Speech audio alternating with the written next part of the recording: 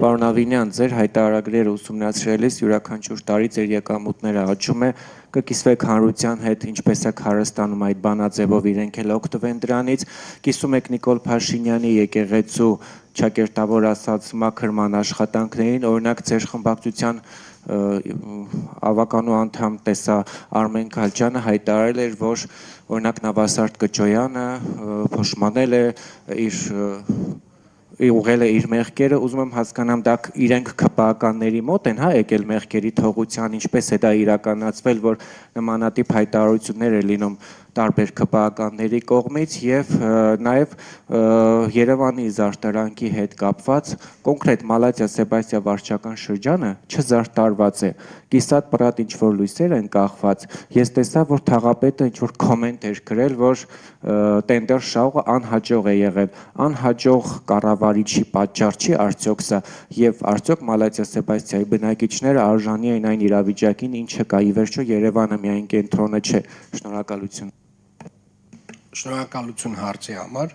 գիտեք, մինչև իմ հանրային գործունեությունը եւ մասնավորապես որևէ պաշտոն ստանձնելը ես զբաղվել եմ տարատեսակ բիզնեսներով եւ մասնավորապես իմ ընտանիքի անդամներն էլ 90-ականներից զբաղվել են բիզնեսով եւ իրականում ձեր բոլոր հարցերի պատասխանները թափանցիկորեն արտացոլված են իմ հայտարարագրերում։ Ինչ վերաբերում է եկեղեցու հարցերին, գիտեք, հայ առաքելական եկեղեցին, որը իր ծառայությունն է մատուցում Աստծուն, եւ Աստծուն ծառայություն մատուցելու ավելի լայն շրջանակում կարելի է նաեւ ընկալել, որ ծառայություն է մատուցում իր հոտին, հայ ժողովրդին մասնավորապես այս դեպքում, եւ ինչպես յուրաքանչյուր ծառայություն մատուցող ինստիտուտ, իսկ հայ առաքելական եկեղեցին կարող ենք համարել ինստիտուտ, ժամանակ առ ժամանակ ինստիտուտը ունի նորոգման կարիք։ Եվ այդ նորոգումը ժամանակը պարտադրում է, այսինքն հին բարքերով, հին տրամաբանությամբ, կեղծավորությամբ, իրականությունից կտրվածությամբ ինստիտուտները չեն կարող մատուցել այն ձևով այդ ծառայությունը, ոնց որ այդ ժամանակ, արդի ժամանակը պահանջում է։ Եվ մասնավորապես կարծում եմ, այո,